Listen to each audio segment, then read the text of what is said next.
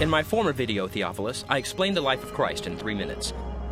Now I'm going to tell you the rest of the story.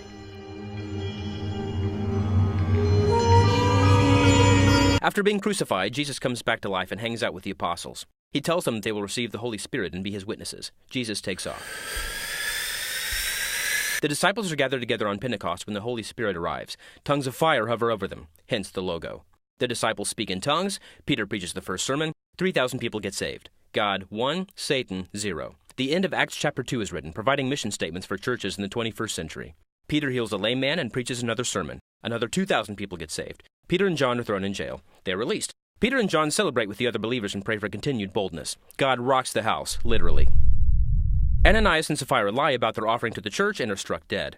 Contributions skyrocket. The apostles preach again. They are thrown in jail again. An angel releases them. They preach some more. The apostles nominate 7 deacons to look after widows and orphans, including Stephen, a man full of faith in the Holy Spirit. Stephen is stoned. Present at the stoning is a young man named Saul. We'll come back to that later. Persecution breaks out, believers scatter, things look bad for the church. Or do they? Wherever the believers go, they preach the word, thus fulfilling the Great Commission. God 2, Satan still 0. Philip meets a eunuch, the eunuch is baptized. Meanwhile, Saul is on his way to persecute believers in Damascus when Jesus appears. Saul is blinded, Saul is healed. Saul repents and begins preaching to the same people he intended to persecute. God 3, Satan, well, you get the idea. Peter has a vision of unclean animals. Peter has an encounter with unclean Gentiles. He gets it. God has extended salvation to the Gentiles. Major game changer. Herod is eaten by worms. Barnabas and Paul start working together, traveling and preaching the word. By the way, I'm going to call Saul Paul now. I don't have time to explain why. Still with me? In Lystra, crowds attempt to worship Paul and Barnabas as gods. They refuse to be worshipped and are stoned. The Lystrians are a tough crowd. Paul and Barnabas survive. Paul and Barnabas part ways. Paul and Silas team up. Timothy joins Paul and Silas. Paul circumcises Timothy.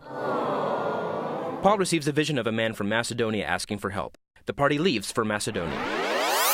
Spoiler alert, they are thrown in prison yet again. They sing. An earthquake loosens their shackles, but they stick around to lead the jailer to Christ. Yada yada yada, more preaching. In Troas, Paul preaches for so long that a man falls asleep and plummets out a window to his death.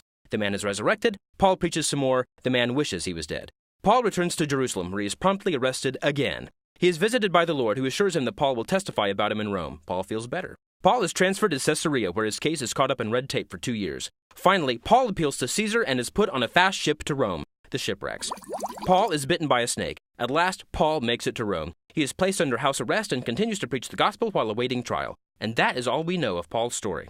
Somewhere in there, he finds the time to write a few letters. Today, they comprise much of the New Testament. The New Testament is also where you'll find the book of Acts. The end.